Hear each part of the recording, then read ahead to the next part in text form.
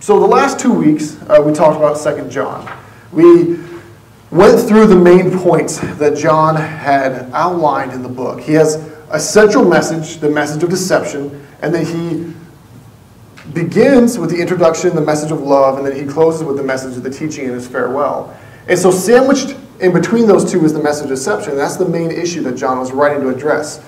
2 John is a corporate letter. It's written to a church, all right? It's written to the elected lady and her children. It's written to kind of engage a general issue, you know, this idea that false teachers are coming into the midst of these people in this area in this time.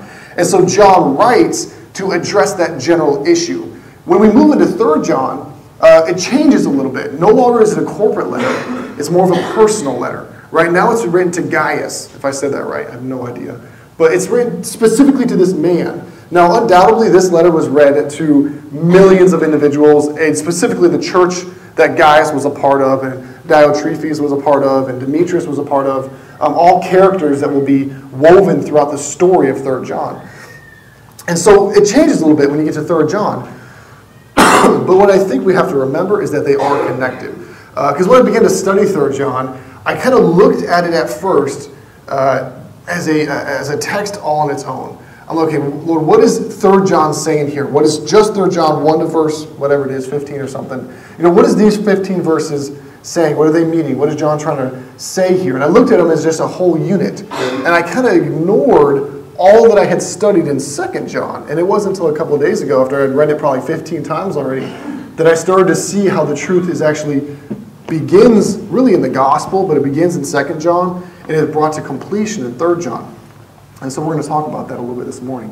Again, 2 John, there is the message of love, the message of deception, and the message of the teaching of Christ. And we closed out last week trying to expound what exactly is the teaching, and why is it so important that the teaching of Christ alone is the foundation upon which we stand, and the foundation upon which we come together in fellowship. And if we're going to bring someone into our house, if we're going to bring a man to stand on the stage, they must be solidly united with us on the teaching of Christ. And the teaching of Christ is not something that we have piled a whole bunch of legalistic burdens on top of. It's just the teaching. It's just the message of Jesus. That's the gospel of the God becoming king on earth. And so we close out with that. And then again, in the last 2 verses of 2 John, John gives this beautiful exhortation, if you will, and this beautiful description of what he's doing in this letter. And he actually repeats it in 3 John, which we'll see in a minute. And he says that I have so much more that I want to write to you, but I'm going to hold back. I'm not going to say it in pen and ink. I'm going to see you face to face, and we're going to talk about it. And we discussed how important it is to have that face to face.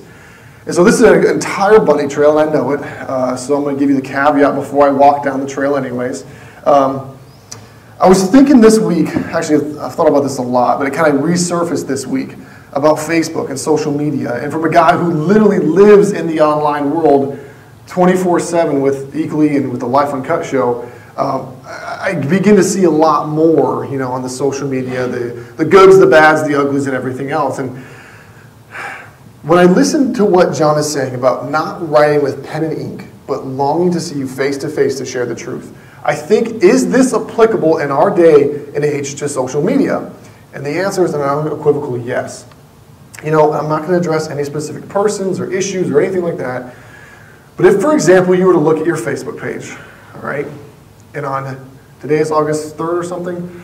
2nd, thank you, August 2nd. So if on July 30th, okay, you had a giant tirade about Planned Parenthood, which I've had, okay, and then on July 31st, you rebuked sharply someone for not acting like Jesus enough, right? And then on August 1st, you shared this awesome Bible verse about love and grace. And then on August 2nd this morning, all right, you happen to be pissed off at someone and you just vented to all get out on Facebook.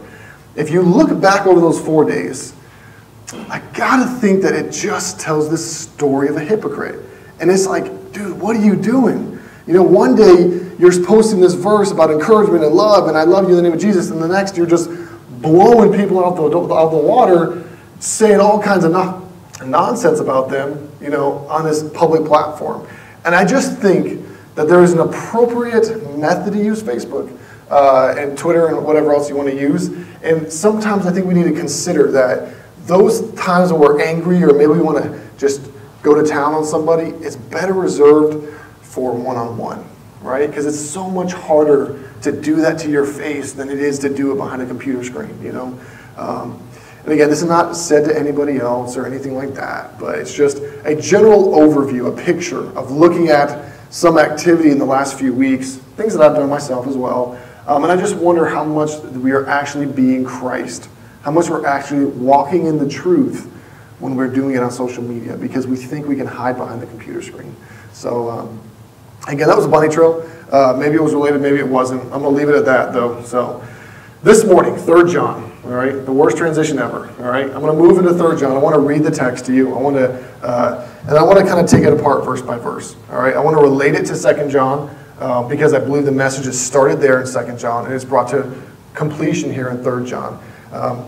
2 John, though it addresses an issue, it also is a little theoretical. All right, it talks about walking in love and the commandment of love. It talks about the teaching of Christ, and he does talk about not welcoming and very applicable points in the book, but it's also is kind of very theoretical, right? It's kind of this vague teaching, if you will. Well, when you get into 3 John, it's when it becomes practical. All right, this is John writing to a person. It's John writing to you, if you were in that time, saying this is specifically going on, this issue is going on, and this is how we should deal with it, all right? This is the message of the teaching and the walking in the truth of Christ in regards to this specific issue. And I think it's so important to understand that because for a lot of people, when they approach Jesus, right, they approach church or they approach the gospel, whatever it is, right, it's always so theoretical, right? It's always just feelings or it's always just words. And see, the problem is we don't take Jesus and make him applicable in our lives. And I hope for the last 2 weeks that we've been able to do that. All right, but I believe this morning we're going to do it even more because I think more than anything right now in our world, in our culture, people need to see Jesus as real. They need to see us as real people, all right? They need to see us as people more than the people behind the computer screen that post that they love Jesus. They need to see us in flesh and blood, face to face, as real people, and we need to walk with them in real life through issues, through struggles, through burdens, with the counterculture, the radical teaching and the love of Jesus. And if we're actually able to become real with people, then I think we're actually going to be able to see change in people. And then we'll be able to see change in the culture. But we can't just use words and theories and thoughts to engage a culture war. It has to be something more. It has to be something applicable. It has to be something that's walked out every day in life. And so what John starts in 2 John when he talks about the truth and the love, right? This picture of Jesus, he starts and he really begins it by saying you need to walk in it. Walk in love. And he brings that message into 3 John. And so, without any further ado, verse 1. The elder, to the beloved guys, whom I love in truth. Beloved, I pray that all may go well with you, and that you may be in good health, as it goes well with your soul. For I rejoiced greatly when the brothers came and testified to your truth, as indeed you are walking in the truth. For I have no greater joy than to hear that my children are walking in the truth. Beloved, it is a faithful thing you do in all your efforts for these brothers, strangers as they are, who testify to your love before the church. You will do well to send them on their journey in a manner worthy of God. For they have gone out for the sake of the name, accepting nothing from the Gentiles. Therefore we ought to support people like these, that we may be fellow workers for the truth. For I have written something to the church, but Diotrephes, who likes to put himself first, does not acknowledge our authority. So if I come, I will bring up what he is doing, talking wicked nonsense against us. And not content with that, he refuses to welcome the brothers, and also stops those who want to and puts them out of the church. Beloved, do not imitate evil, but imitate good. Whoever does good is from God, and whoever does evil has not seen God. Demetrius has received a good testimony from everyone, and from the truth itself. We also add our testimony, and you know that our testimony is true. I had much to write to you, but I would rather not write with pen and ink.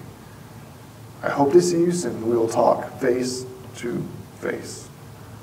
Peace be to you. The friends greet you. Greet the friends, each by name.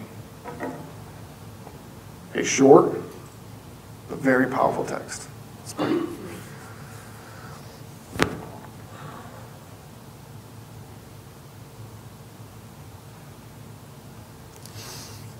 Lord, thank you for this morning.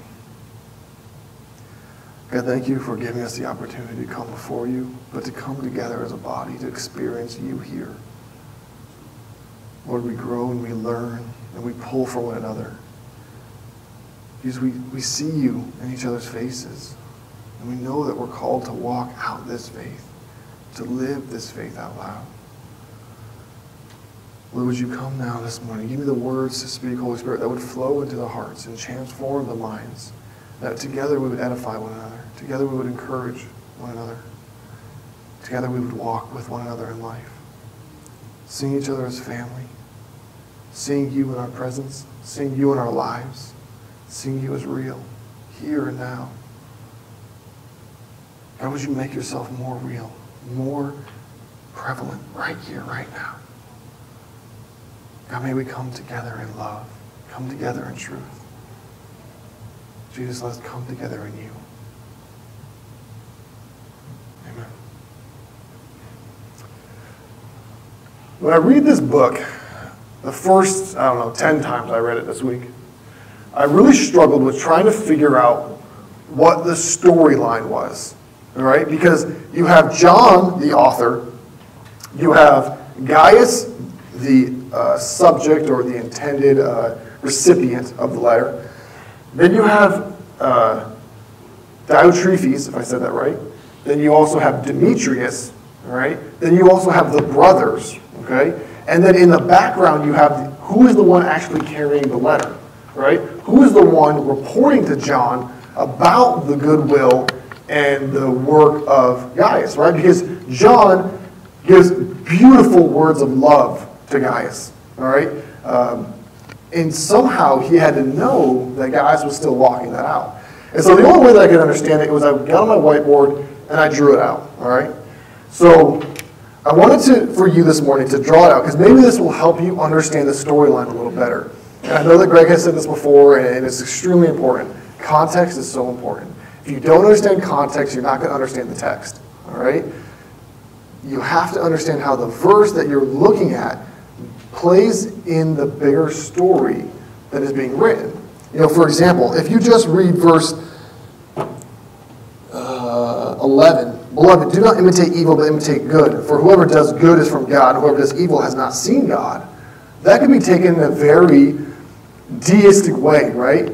Because there's this God, and if you do good, then you're with God, right? And so if you just look at that, then the message in that specific verse without the greater context is just do good and God's pleased with you. Well, isn't that legalism? Isn't it if you just do good and God's pleased with you, if you do bad or you do evil, then God's not pleased with you, thus you're not saved, right? Or thus you don't have access to the Father? So the verse, though, matters within the greater story that you find it, all right? And so here I want to give you a little bit of a picture of the story, and it's not going to be a very good picture, all right? But then I think we're going to look through the verses, and hopefully you can understand it better. So over here you have John. All right? This is going to be John's church. It's in a shopping mall. All right? He's real hip with the people. Okay? We're going to put Starbucks right here. All right? He's with the culture. All right? And over here is Dunkin' Donuts, where everybody else should go. All right?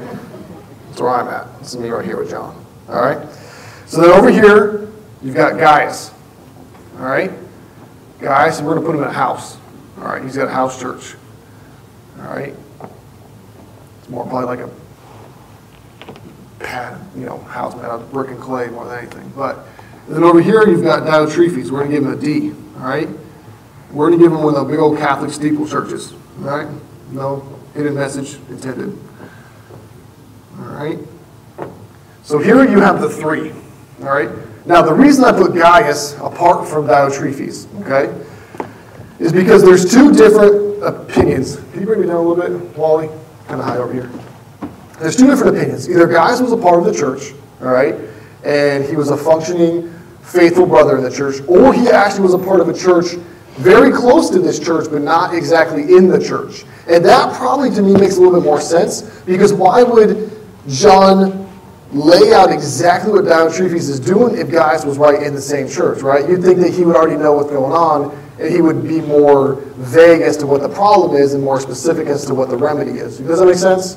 And so, to me, it kind of makes sense that maybe Gaius is a little bit away from this church, but still actively connected. And we're going to talk about that in a second. And so, the first question, oh, I spelled John wrong. There's an N there. Thanks for correcting that. The first question we have to say is, well, how does John know about all this? All right? How does John know the condition of Gaius' church? How does he know the condition of Diotrephes' church? So my first assumption that I'm making is that John sent brothers to the churches. All right? This was their first missionary journey. Leaving John to go to these churches to probably bring a message from John, because he references in here at first a letter that was given to Diotrephes, but yet was not read to the church. He says, I have written something to the church, but Diotrephes, who likes to put himself first, does not acknowledge our authority. And I think what he's saying there is, he wrote a letter with these brothers at first, we're going to call them the bros, and they were to bring a letter to Diotrephes, but Diotrephes either destroyed the letter, didn't read the letter, read it to himself, and didn't like the message, and so then he hid the letter from the church. And so that these guys, the bros, as they go to the churches, they come back to John. And then here is where they report about all that we hear about in this letter. They tell about Gaius and his hospitality and his love. They tell about Diotrephes and the way that he's treating the church and treated them. They tell about maybe Demetrius and how he was maybe shunned from the church or whatever that was. And so that John over here writes a new letter. And we call it 3 John. Which, just on a side note, why don't we call it John 3? Just saying. All right? I'm Tom 2. Why don't we call it John 3? Just saying. All right? And so then now John writes John 3 or 3 John, whatever you want to call it, right to Gaius. All right? And the bros return with that letter. Does this make sense so far? I know it's beautiful. Does it make sense? All right? And so now you have, in this setting, the brothers and Gaius here together. All right? And then in the letter, John references the brothers being sent out as fellow workers of the truth, and it's Gaius' responsibility to send them out. So then my next thought is that the brothers are going to go on to the next church for the next journey. Make sense? And then the last thing that we have in here is John saying, I hope to see you soon, and we'll talk face to face. And so soon, John is going to visit. That's the story of 3 John. Does that help put it in a little bit better perspective for you? It kind of did for me. Or you're looking at it like this is just scribble scrabble. It's one of the two, okay? So here you have John.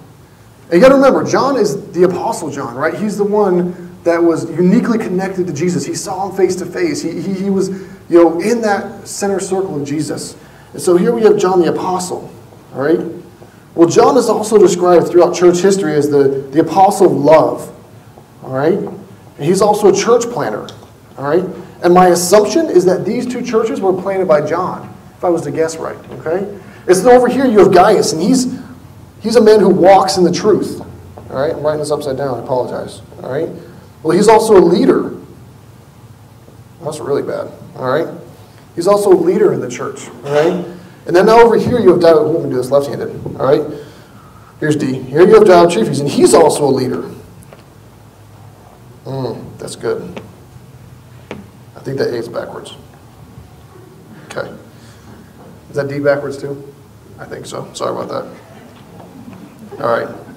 So he's also a leader in the church. All right? But see, Diotrephes isn't walking the same path that Gaius is, right? So we're just going to call him mean. All right, we're going to give him a not happy face, okay? Because the question is he walking in the truth? All right? So here's your setting. If you want to take a picture of that to keep it forever, I don't mind. All right? It'll be worth less than it's worth right now one day. So let's get to verse 1. How does this mean anything to the text itself? All right? Verse 1. The elder, John, to the beloved, remember that, beloved Gaius, who I love in truth. So John says to Gaius, I love you in truth. What is truth, right? It's a very weird way. We talked about this the last 2 weeks. What does it mean? Do I love you in truth? Beloved, second time he says it, I pray that all may go well with you and that you may be in good health as it goes well with your soul. So John says that I hope, guys, that you would find health physically as I know your soul is healthy. For I rejoiced greatly when the brothers, remember the bros, came and testified to your truth. They came back to me. They told me of your truth. Again, a little bit of a weird way to say it, right? They testified to your truth, as indeed you are walking in the truth. Now John starts to bring it home a little bit. For John's walking, Gaius is walking in the truth. And then John says, I have no greater joy than to hear that my children are walking in the truth.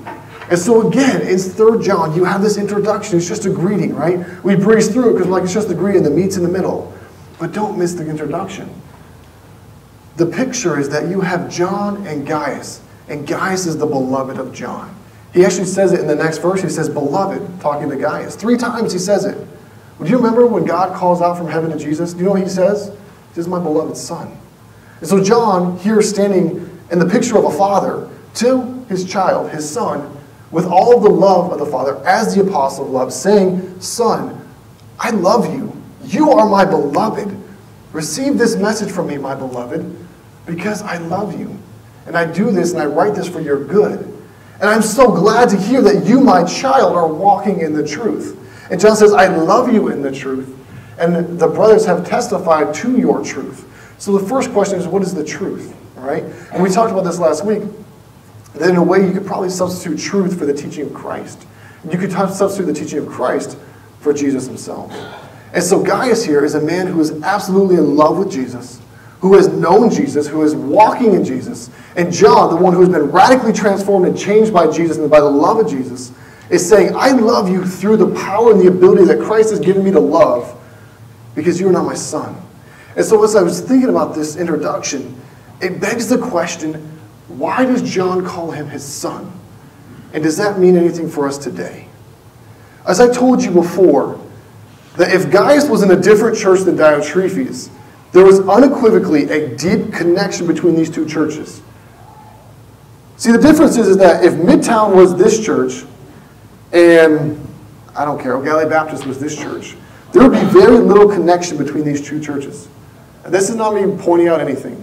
But in our day and age, there's very little connection. This church does their own thing, and this church does their own thing. But see, in this day, I don't believe it was that way. See, the fact that John would send out brothers to other churches to give messages, right? To give instruction, to give a message of grace, and then that church would return those brothers to him, tells me that there was a deep connection and fellowship between these churches. And again, this was not the different denominations beginning to form. This was one church, one body. This was Christ's church at work at that time on the earth. They were in deep connection with one another. And now the years had gone out, and now we start to see the issues come up because we're humans, right? And we make mistakes and we screw up, and we see things wrong, and we listen to the teaching and we don't walk in it, right? That's what Diotrephes is doing. But yet there's still this deep connection. And so here, even though Gaius is in a completely different place than John doing his own thing, John looks at him as a son. John looks at him as a child. John is a father to this man.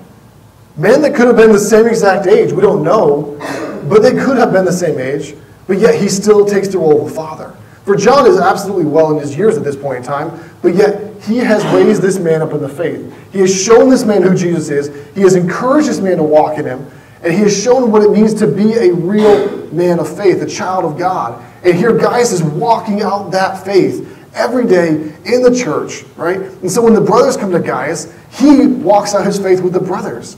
And the brothers say, this man showed us hospitality. This man showed us what it meant to walk in Jesus, to walk in the truth.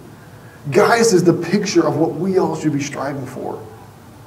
Gaius is the faithful man, the faithful servant, the faithful son, the son who walks in the truth, who is studious to see Jesus and to live him out every day. And see, in our life, I beg the question, do we look at one another as a family? Because one of the greatest issues as well, not making the gospel real, is that the gospel doesn't transcend into our hearts so that we see one another as brothers and sisters. We say it on the surface, but do we really mean it in our hearts? And when I talked 2 weeks ago about face-to-face, are we calling one another throughout the week? Or is it just a weekly visit? Is it living together, side by side, shoulder to shoulder with one another, walking in love together with one another? For this is the message of the church. This is how the church is supposed to function. See, the church is supposed to look at each other as brothers and sisters, as fathers and sons, as mothers, as daughters, as grandfathers and grandchildren. We are supposed to be a family completely separate from the world, but yet completely in the world, to testify to Christ, to be the light to the nations. And so I guess my question for myself more than anything, and you can take it to yourself as well, is am I truly living in the church as a family? Am I a son to a father in the church? Am I a brother to a brother or a brother to a sister? Is my wife a sister to a sister? And does my life, when someone would look at it from a third person point of view, would they say, yeah, I see this man with a whole new family? Because see, that's what Jesus talks about in the Gospels. He says when his family's outside the doors and he's inside that building, he says, no, my brother and my mother and my sister are those who do the will of God. See, my family is something different now. My family is those who have chosen me and to walk in God's will through me. It's the same for us today. But the problem is that we become so isolated. We believe in this rugged individualism, right? That is so prevalent, right, in our culture and in our life and ingrained in our DNA. And it's all about what can I do for me and how do I live my own life and I can't be dependent on somebody else, right? No, I'm not believing in a socialistic theory. But the church is different than the world. The church is meant to be a community that desperately and intrinsically needs one another. And so are we living as a family? See, that's the first point that I believe that John makes that we can take home today. Are we living as a family? Because in that day, I truly believe that John saw him, his church, and the churches that he planted as one family. One group of people living by faith. Period. And so he continues in verse 5. Beloved, it is a faithful thing you do in all your efforts for these brothers, strangers as they are, who testify to your love before the church. For you will do well to send them on their journey in a manner worthy of God. For they have gone out for the sake of the name, accepting nothing from Gentiles. Therefore, we ought to support people like these, that we may be fellow workers for the truth. There's a couple different elements in this section of the text that I think are important. The first is, again, John calls them beloved, right? This is not one person writing to a stranger. This is a father writing to a son. This is a man in the faith who truly loves this man with a holy, pure love, giving him instruction. And the second thing John is saying, he's commending him again. This guy is a guy who really is understanding Jesus. He really is walking it out every single day. He gets the gospel and he's walking it out. And John commends him for doing that with these guys, these brothers. Because essentially these missionaries who came from John, they were not known to Gaius. But even though they were strangers, Gaius treated them like family. And again, it goes back to this picture. If a stranger comes into your home, do you treat him like a stranger or do you treat him like a brother, a sister, family? See, the church is not meant to be the institution. The church is meant to be a family that operates organically in this world. That we have our sacraments, if you will, that are important, but it's still within the context of an organically growing and living family. And there's a whole bunch of other pictures that the church is, and this is just one element of it. But this is a very important element. I think John is writing about this here. He says, we are a family. And you see, I'm sending your brothers who are in my church to your church. And here in a second, we're going to talk about they're being rejected, they're being cast out. And that's not the way of the Lord. The second message that he brings in here, and the third point, I guess you could say, is that says that these brothers are going out just for the sake of the name, just for Jesus, right? These brothers are going to walk in Jesus, and they're not even accepting anything from the Gentiles. They're trying to make their own support. They're relying on the faith of the church. They're going to the Gentiles to show the love of God, to share the gospel, but they're not taking from the Gentiles. They're making their own way. And so John says to Gaius, he says, listen, these brothers are men who live in the truth, and they're walking out in the truth. They're not fake. They're not phony. They're truly walking in the truth. And we as a church ought to support these brothers. And so in our lives, I guess the question is that when we see brothers coming in to our midst who are truly walking in the truth, are we supporting them? You know, I support a ministry called Our Rescue. It's called ourrescue.org.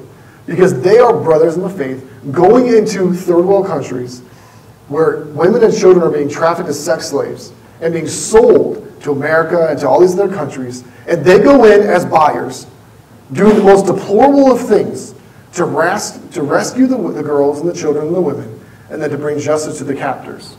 See, these are brothers who are walking in the truth. These are brothers who are fellow workers of the grace of God, and I want to stand by them. And so when I send them just income and money, right, with also raising awareness for them, I am standing with them as a fellow worker in that project and that truth, right? Because they are trying to bring redemption and restoration to these girls. See, that's the gospel. What guys doing when they're going into these situations in Africa and Ethiopia, they're actually being messengers of the gospel. Now, they're not using words in the context of sharing that truth at first. But when they rescue those girls, they're living out what Jesus talks about in Luke 4. They are being arms of redemption, arms of restoration, arms of rescue. What we're supposed to be in our world today. And so as we walk in the truth, we should let our lives question, are we being that arm of restoration and redemption and rescue to those around us and to those right beside us in the pew? And so now John moves on to the very heart of this issue. He says, I have written something to the church, but Diotrephes, who likes to put himself first, does not acknowledge our authority. So if I come, I will bring up what he is doing, talking wicked nonsense against us, and not content with that, he refuses to welcome the brothers and also stops those who want to and puts them out of the church. That's a really harsh word, is it not? Now, again, remember, this is written by the apostle of love.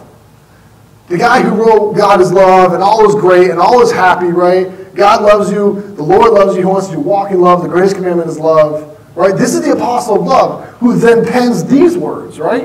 It sounds contradictory, right? Because does this sound really loving? The answer is no, okay?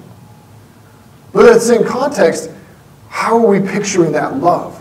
You see, when John writes in 2 John, he says that I love you in truth, or I care for you, or I want to be united with you in love and truth, right? We walk in truth and love. And I wrote about this on Facebook before the service. My question that I gave myself was, if I'm going to walk in truth and love, aren't those two uniquely dependent upon one another? You see, love is not truly love if the truth is thrown out for the sake of love. But see, truth in itself, if not given love and not delivered through a message of love, then is not really truth. It's more of a sharp rebuke, or maybe it's a different teaching altogether. You see, the truth and the love are uniquely connected to one another. For example, in 2 John, when he talks about the message of deception, what does he first say? He gives the message of love. And so the truth about Jesus and addressing the false deceivers that were coming into that church to try and turn them away from Jesus, he says, I'm going to give you the truth about this, but first I'm going to show you love. And so if we take this back to this situation here in this church with Gaius and Diotrephes, here you have the leader of a church who, when brothers missionaries are coming in, he's casting them out. And think about this for a second. These are men that came from John, the Apostle John, the one who walked with Jesus, right? The guy who the whole purpose of the church is founded on, right? You would think that in this day, maybe not even 90 AD, that the leader of a church would long for the opportunity to receive teaching and fellowship with John himself. Because John walked with Jesus, right? Like, I imagine if John was to have sent men to this church today, like, we would receive them with open arms. We would throw a freaking party for them, right? Because they came from the Apostle John, who walked with Jesus, right? And so you already see, in 90 AD, you start to see a discord. You see a leader of a church who is rejecting the very lead, the one who planted that church most likely, and the one who walked with the Lord himself. Well, this is what humans do, right? Well, see, Diotrephes' problem was sin. Well, Diotrephes' sin was pride. Well, see, he was so proud, right? Putting himself first, right?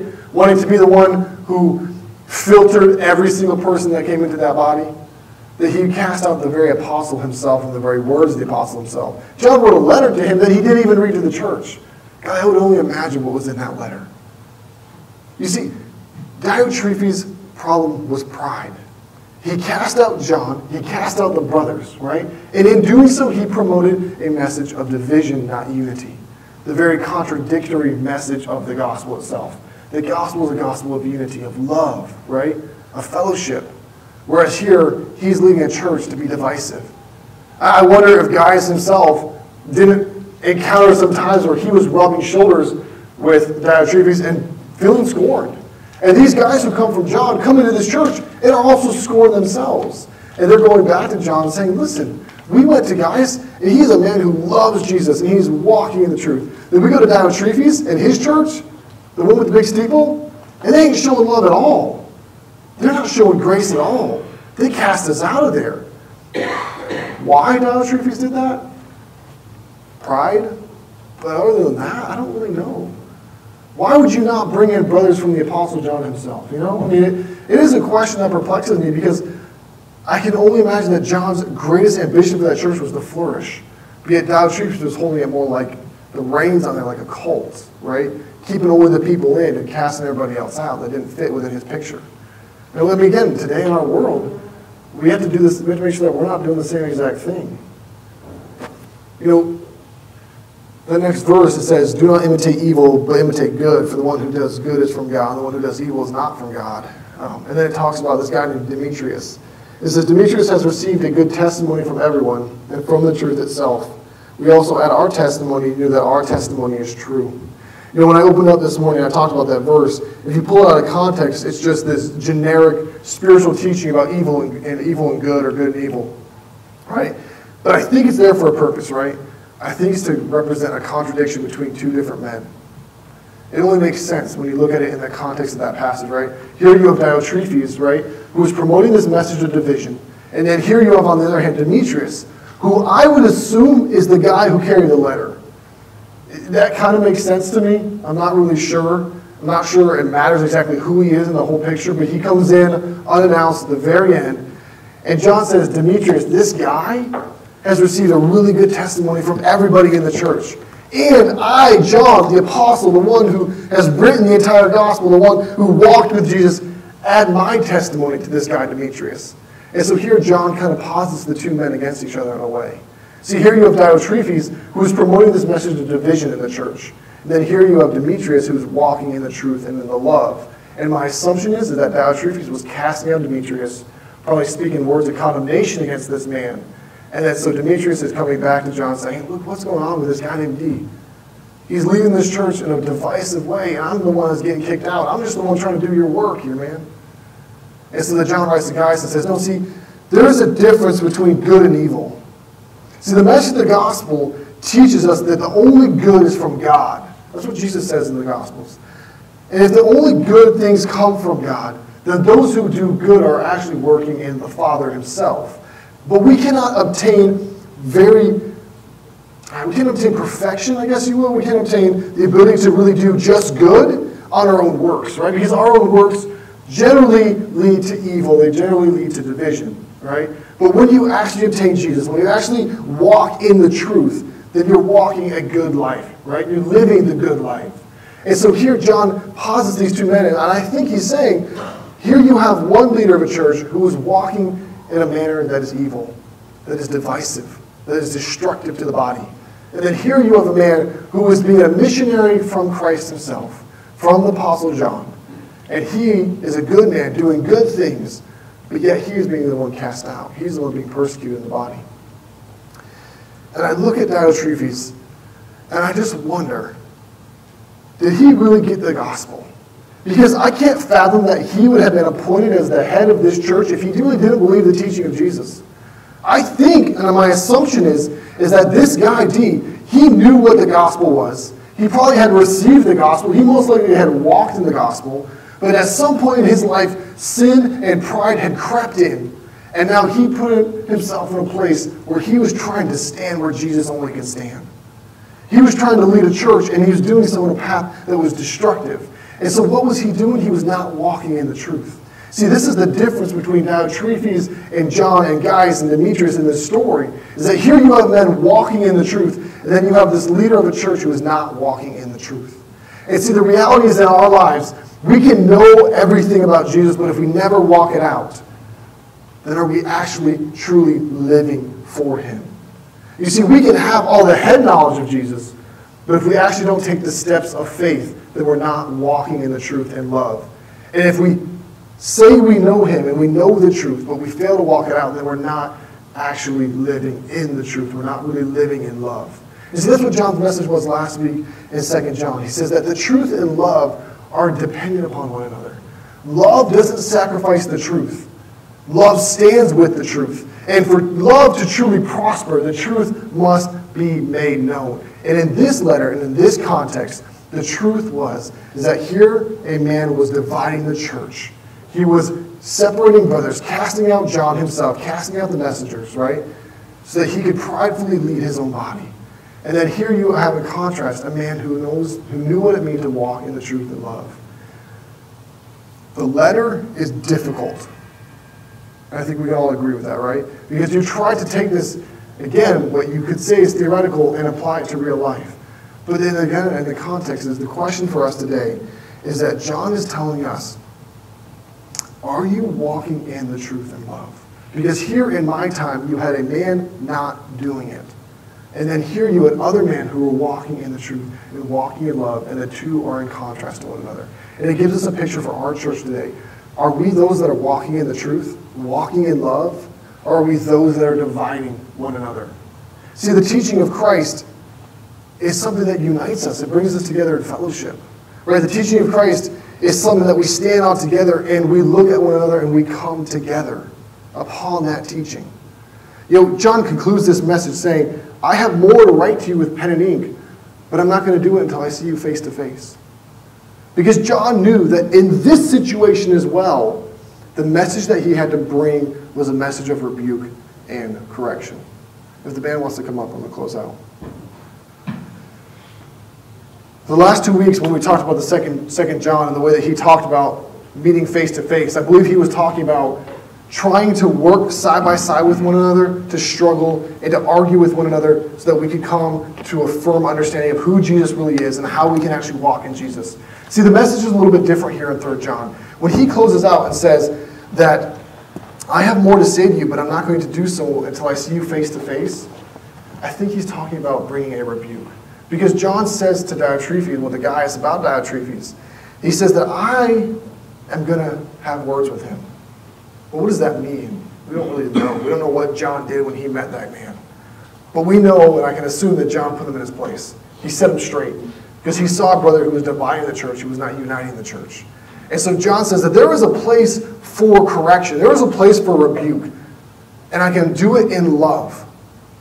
You know, one of the hardest things that we as believers can do is to look at our brother or to look at our sister who's walking in a path of destruction or who is living a life of destruction. And then in love, call them out right where they're at. The reason I brought up Facebook at the beginning was because I think that's not the platform that we do this on. You see, social media doesn't give us the ability to convey love the way that it really needs to be conveyed. It has to be done face to face. And so in this letter, and I think in our own lives, when we have a brother or a sister who needs rebuke or who needs correction, which is a God thing, right? Because that's a good thing for someone to come to a place of repentance, right? We have to do it in love, and we have to do it face to face. We don't do it with pen and ink. We don't do it in distance. We do it in love, as long as we can. The message of 3 John is very, very simple, and I put it as the title of this message. Walk in the truth. Walk in the truth and walk in love. The two need one another. And for us to have fully grasped the gospel, for us to understand what the teaching of Jesus really is, and to dwell and live in that teaching, that means we have to walk it out. The gospel is not something that is just a head game. It's not something that's just words that we believe. It's something that we actually do. It's something that we live out. It's something that we walk out.